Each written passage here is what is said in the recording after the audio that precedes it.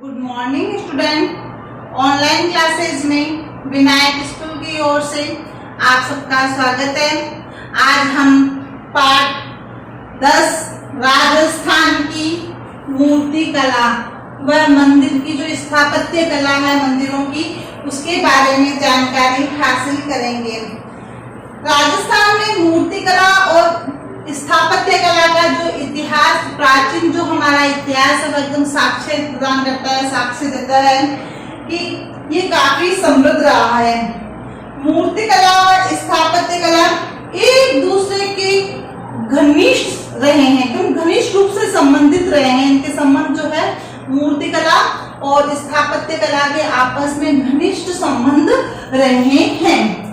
और इसके साथ साथ दोनों ही कला क्षेत्रों का विकास जो है धार्मिक भावना के मार्गदर्शन व संस्कृति जो है हमारी सांस्कृतिक विशिष्टताओं के अलंकरण को लेकर के जो है इन दोनों का विकास हुआ है, जिसका मूर्ति कला और जो है स्थापत्य कला का। मूर्ति कला की दृष्टि से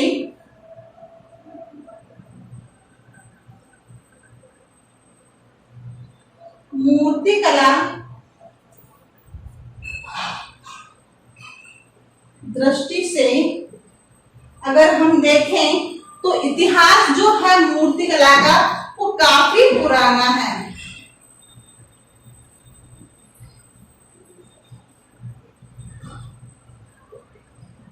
विकास क्रम जो है प्रारंभिक विकास क्रम, कौन सा विकास क्रम? प्रारंभिक।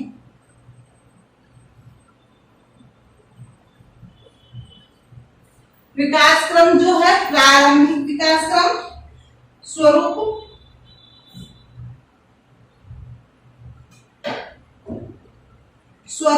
लगभग 4500 वर्ष पुराना है।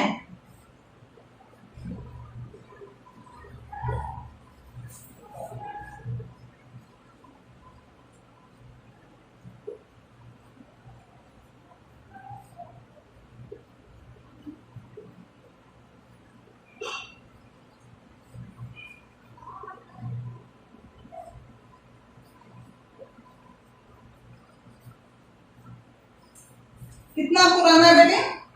मूर्ति कला की दृष्टि से हम अगर देखें तो मूर्ति कला का जो प्रारंभिक विकास है वह 4500 वर्ष पुराना है। कितना पुराना है? 4500 वर्ष पुराना है।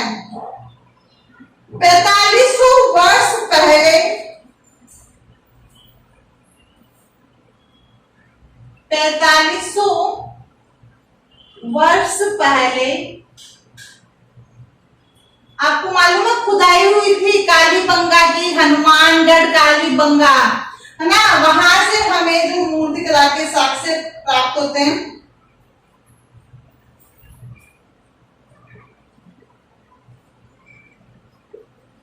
कालीबंगा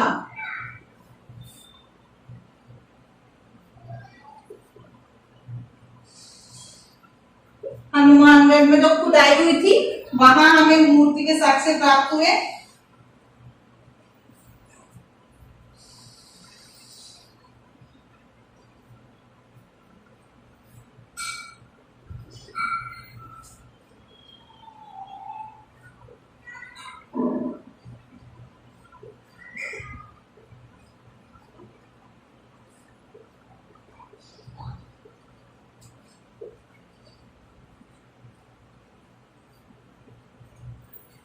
मूर्ति कला के जो है हमें उस समय साक्ष्य प्राप्त होते हैं।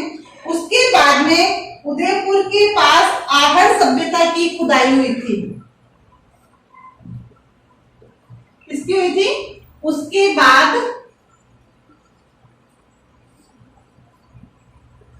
उदयपुर के पास ही, कहां हुई थी? उदयपुर के पास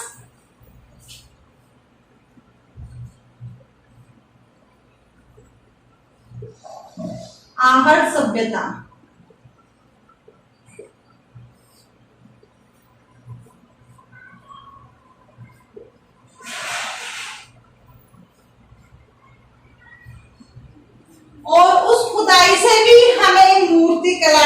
जो है साक्ष्य प्राप्त हुए।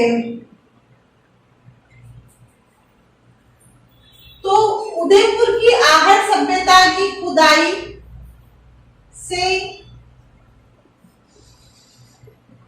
कालीबंगा के समान खिलौने व कलाकृतियां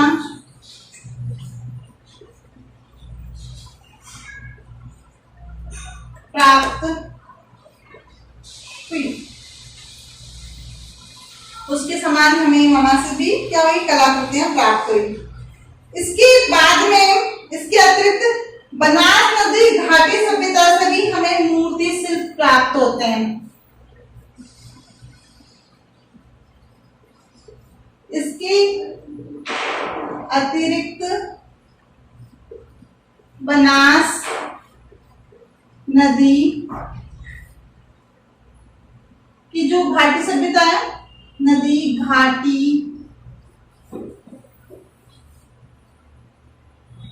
सभ्यता से मूर्ति कला प्राप्त हुई। तो मूर्ति कला की जो प्रारंभिक अवस्था है वो कहां से प्रारंभ होती है, कालीबंगा हनुमानगढ़ की खुदाई से प्रारंभ होती है। उसके बाद आहड़ की सभ्यता से मिलते हैं, फिर बनास नदी घाटी सभ्यता से प्राप्त होती है। इसके बाद में इन क्षेत्रों की जो मिट्टी व धातु की बनी छोटी जो मूर्तियां हमें प्राप्त होती है, ये मूर्तियां मौर्य एवं उत्तर काल की राजस्थान में मूर्तिकला क्षेत्र में काफी प्रगति हुई।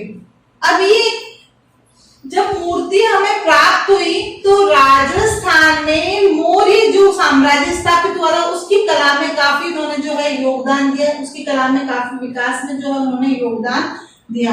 तो ये हमें मूर्तियां प्राप्त हुई और इन्होंने जो ही मूर्तियों ने वहां की जो बनी जो कौन सी मूर्तियों ने,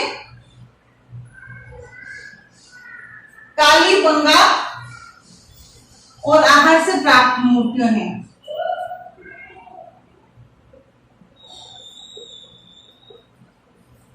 कालीबंगा आहड़ सभ्यता व बनास नदी घाटी की धातु व मिट्टी की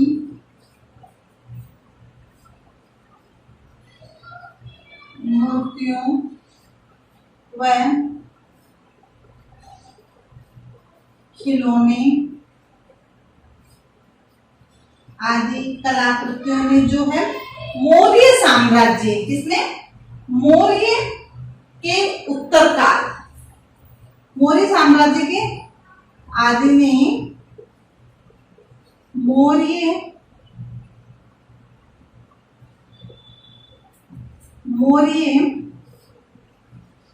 के उत्तर काल, मौर्य साम्राज्य था उसके उत्तर काल की जो कलाकृतियां हैं उसमें काफी प्रगति हुई।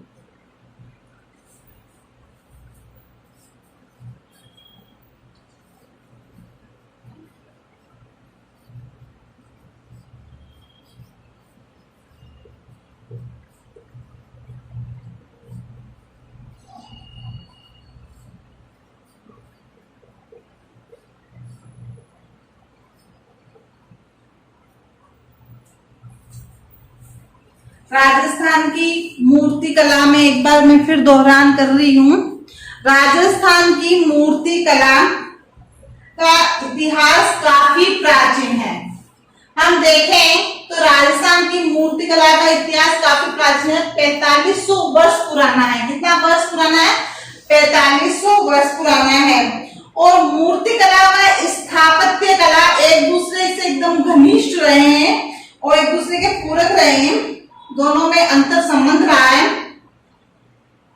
दोनों ही कला क्षेत्र में और कला के क्षेत्र का विकास करने में दोनों का ही मार्गदर्शन में काफी सहयोग रहा है। पहले हम मूर्ति कला का विकास क्रम देखेंगे। तो मूर्ति कला का जो प्रारंभिक विकास क्रम है लगभग 4500 वर्ष पुराना है। 4500 वर्ष पहले कालीबंगा की खुदाई हुई थी सिंधु घाटी सभ्यता में।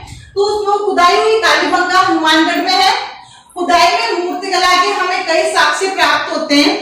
उसके बाद उदयपुर के पास जो है आहड़ सभ्यता की खुदाई हुई और बनास नदी घाटी की सभ्यता की खुदाई हुई है। खुदाई में हमें जो मूर्ति कला के साक्ष्य प्राप्त हुए, ये मूर्ति कला के साक्ष्य हमें राजस्थान में मौर्य साम्राज्य भी स्थापित हुआ था और उस समय उत्तर मौर्य काल में के विकास में काफी जो है इन कलाकृतियों ने सहयोग प्रदान किया। उसके बाद में हम देखते हैं शुंग काल में राजस्थान की मूर्ति कला। उसके बाद आता है मौर्य काल के बाद में क्या आता है शुंग काल। और शुंग काल में राजस्थान की जो मूर्ति कला है वो किस प्रकार की थी देखें।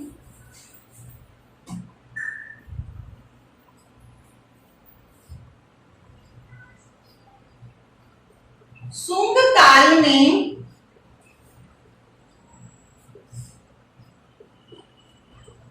राजस्थान की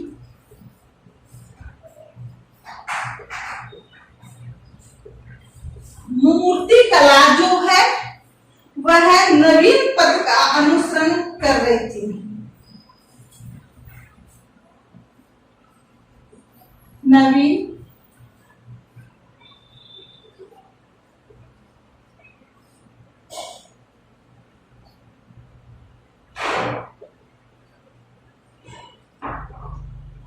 नवीन पद का अनुसरण कर रही थी। तो उस समय नवीन पद का अनुसरण कर और जन सामान्य की रुचि व धार्मिक भावनाओं का उस पर प्रभाव रहा। अनुसरण कर जन सामान्य की भावना व रुचि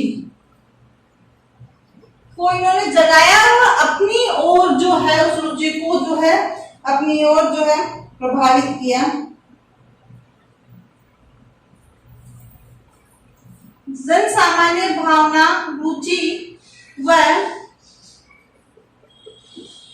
धार्मिक भावनाओं को जागृत किया।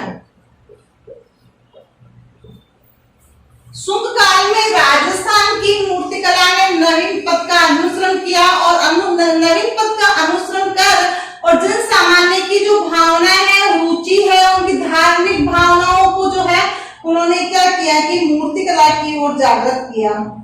इस काल में शुंग काल के अंदर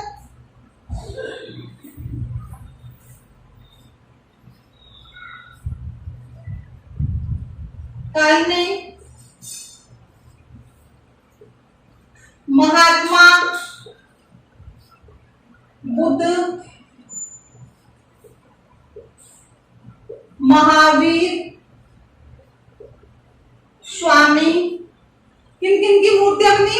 महात्मा बुद्ध की मूर्तियां बनी, महावीर स्वामी की बनी, कृष्ण की बनी, कृष्ण, वासुदेव व वसुंधरा आदि की जो है मूर्तियां उल्लेखनीय रही है।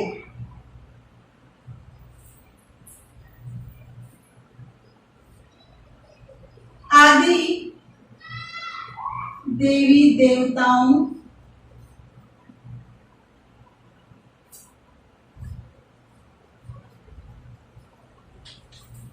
आदि देवी देवताओं फूल,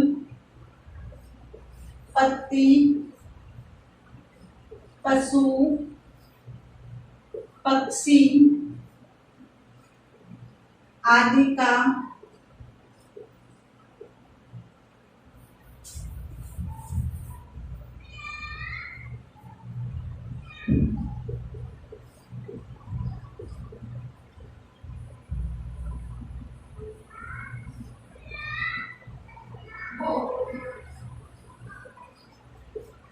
आदि की जो है कलाकृतियों को बनाया गया। इसके बाद सुन काल में मध्यकाल, रंगमहल, नोहर, नाग, मालव नगर, विराट नगर, लालसोट नगर आदि जगह मंदिर व स्तूप बनाए गए। क्या बनाए गए? मंदिरों के ये मूर्तिकला के साथ साथ स्थापत्य को भी स्थापित किया गया। किसको? मूर्तिकला के साथ साथ जगह जगह जो है स्तूप बनाए गए, मंदिर बनाए गए और स्थापत्य कला को भी स्थापित किया गया।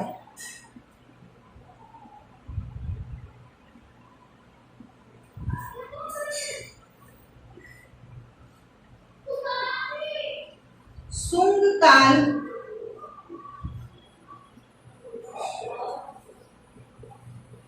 मूर्तिकला व स्थापत्य कला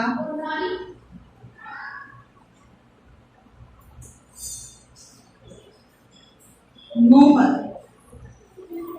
नोहर स्थान का नाम है। नोहर, नाद, मालव नगर, नाद,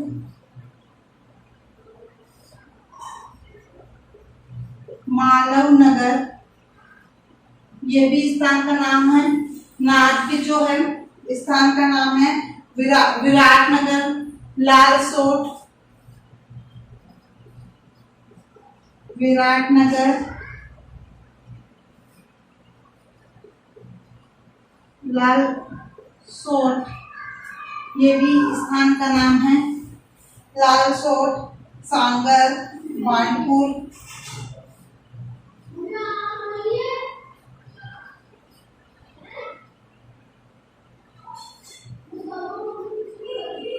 संभल, पीरनगर, अद्धापुर,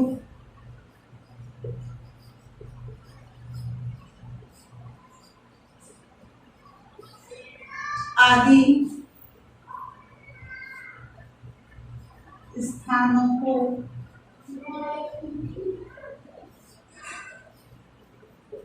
शामिल किया।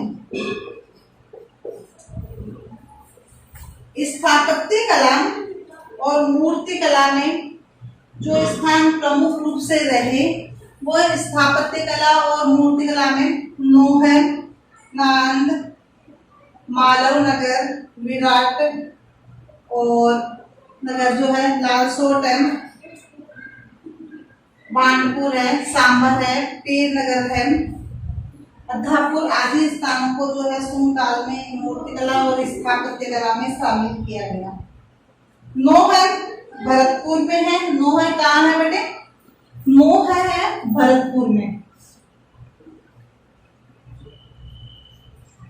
नोहर कहाँ है? भरतपुर में। और नाद कहाँ है? अजमेर के पास में। नाद है अजमेर के पास में, आपको पता चल जाए। और यहां से हमें शिवलिंग की प्रतिमाएं जो है प्राप्त होती है। नोहर व नांद से हमें विभिन्न शिवलिंग की प्रतिमाएं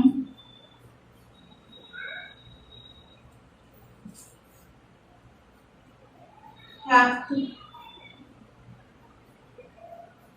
होती है। नोहा कहाँ है? भरतपुर के पास, और नालंदा है अजमेर के पास। यहाँ से हमें जो है शिवलिंग की, विभिन्न शिवलिंग की प्रतिमाएं प्राप्त होती है, और साथ में यक्ष यक्षी शिवलिंग भी, जैसे है विभिन्न शिवलिंग में एक मुखी, चतुर्भुजमुखी है शिवलिंग है, विभिन्न शिवलिंग इस प्रकार के ना, पंचमुखी शिवलिंग है। और इसके साथ ही जो हमें यक्ष व यक्षी की प्रतिमाएं भी प्राप्त होती है।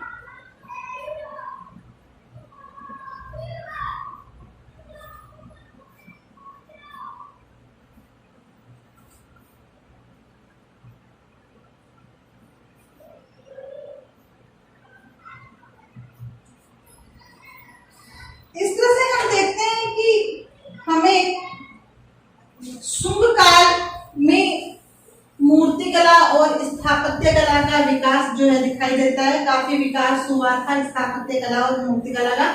अब शुंग काल के बाद में आता है कुषाण काल। क्या आता है? कुषाण काल। और कुषाण काल के प्रमुख कला केंद्रों में जो है रंगपुर, भरतपुर ये आते हैं। कुषाण काल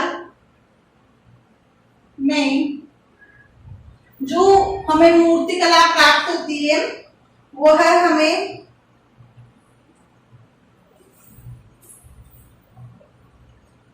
कुषाण काल के प्रमुख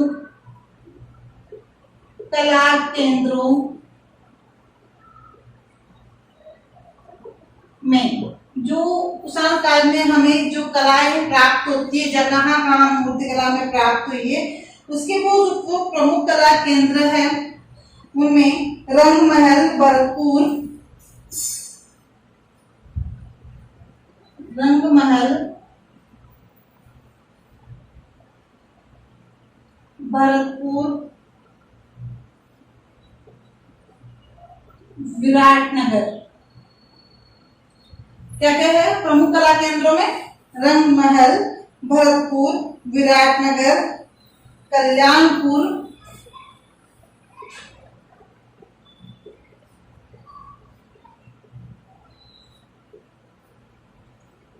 डूंगरपुर। क्या आएगा साथ में? डूंगरपुर को भी इसमें शामिल किया गया। और डूंगरपुर के पास में है रेड।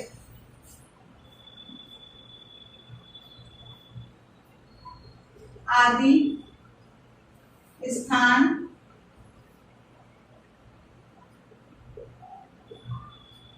उल्लेखनीय।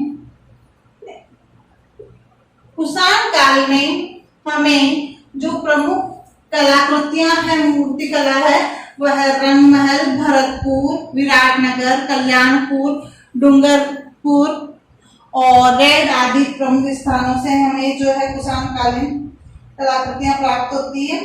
इसमें इस समय जो कलाकृतियां प्राप्त हुई वो धातु की थी। और उसके बाद आता है गुप्त काल। क्या आता है बेटे? गुप्त काल। और गुप्त काल में हमें पत्थर की शिव मूर्तियां बनी हुई प्राप्त हुई। उसके बाद आता है गुप्त काल। गुप्त काल में प्रस्तर की शिव प्रतिमाएं प्राप्त हुई। कौन सी प्रतिमा? देखो पहले तो था काली सिंधु घाटी सभ्यता। सिंधु घाटी सभ्यता के बाद में आप देखो क्या आता है? शुंग काल। शुंग काल के बाद में क्या आता है? कुषाण काल। कुषाण काल के बाद में गुप्त काल। अब गुप्त काल में हमें प्रस्तर की बनी हुई शिव की जो है प्रतिमाएं प्राप्त होती है। ये हमें कहां से प्राप्त होती है?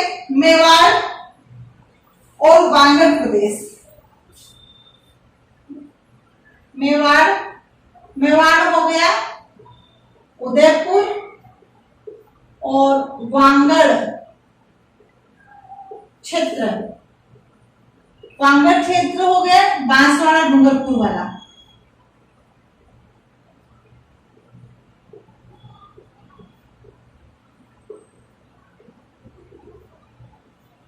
ये हो गया वानगढ़ क्षेत्र। तो इन क्षेत्रों से भी हमें जो है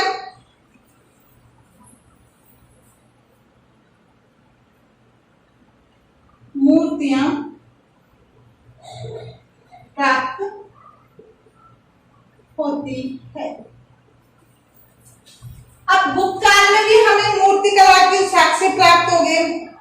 अब आता मध्यकाल। मध्यकाल कला की दृष्टि से काफी समृद्ध रहा, काफी विकास हुआ मध्यकाल में। मध्यकाल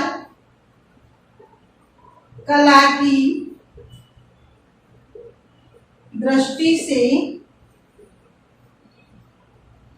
काफी समृद्ध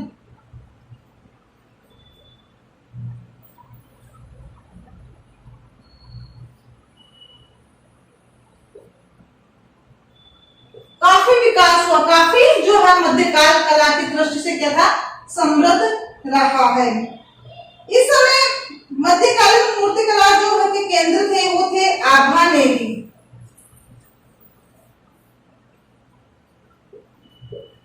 मध्यकाल मूर्ति कला के केंद्रों में प्रमुख रूप से रहा आभानेरी,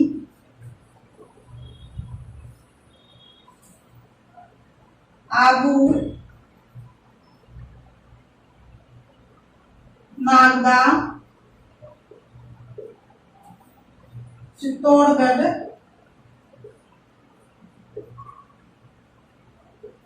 क्या रहा, चित्तौड़गढ़ भी इसमें काफी शामिल था, किराड़ू, किराड़ू भी इसमें शामिल था, और बारडोली, ओसिया, किराड़ू, बारडोली, ओसिया आदि स्थान उल्लेखनीय रहे। मूर्तिकला की दृष्टि से जो प्रमुख स्थान रहे हैं वो है आबानेरी, आबू, नागदा, चित्तौड़गढ़, किराड़ू, आभानेरी, ओसिया, बारडोली आदि स्थान इसमें प्रमुख रूप से रहे हैं। तो इस तरह से हम देखते हैं कि स्थापत्य कला और मूर्ति कला की दृष्टि से जो है चित्तौड़गढ़ में तो कीर्ति स्तंभ, जगदीश मंदिर उदयपुर में, शीला देवी का मंदिर आमेर में है, श्रीनाथ जी का उदयपुर में है, गोविंद देव जी का जयपुर में है। तो ये सब मूर्ति कला के प्रमुख रूप से जो है उदाहरण रहे हैं।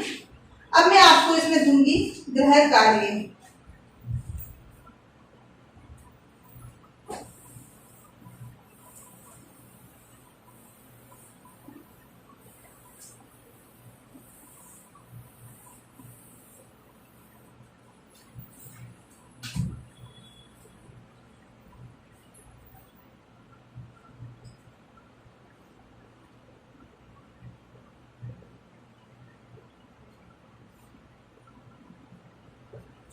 गृह कार्य में पहला प्रश्न जो है वो आता है आपका मूर्ति कला का।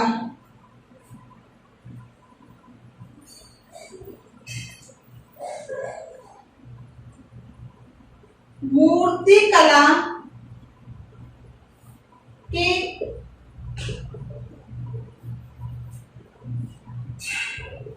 प्रारंभिक साक्ष्य कब हुआ, कहां से प्राप्त हुए। तो मूर्ति कला की जो प्रारंभिक साक्ष्य है वह हमें कालीबंगा हनुमानगढ़ से 4500 वर्ष पहले प्राप्त हुए। कब प्राप्त हुए? 4500 वर्ष पहले प्राप्त हुए। उसके बाद दूसरा प्रश्न है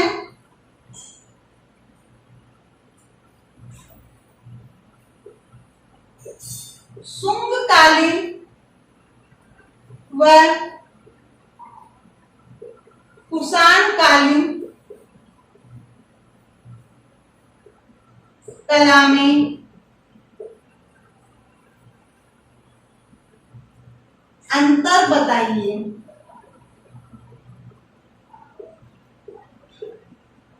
प्रश्न संख्या 3, गुप्त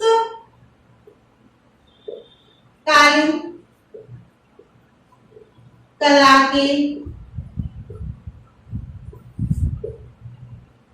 केंद्रों के नाम बताइए। गुप्तकालीन कला के जो केंद्र है वो प्रमुख रूप से कौन कौन से रहे हैं। उसके बाद है आहड़ सभ्यता और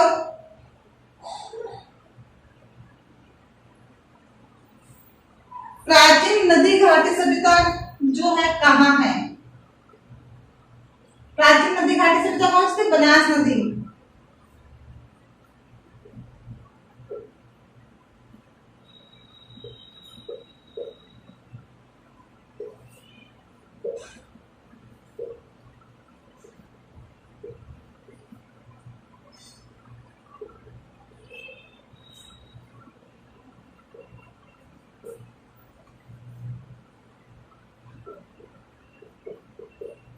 कहाँ स्थित है। प्रश्न संख्या 5,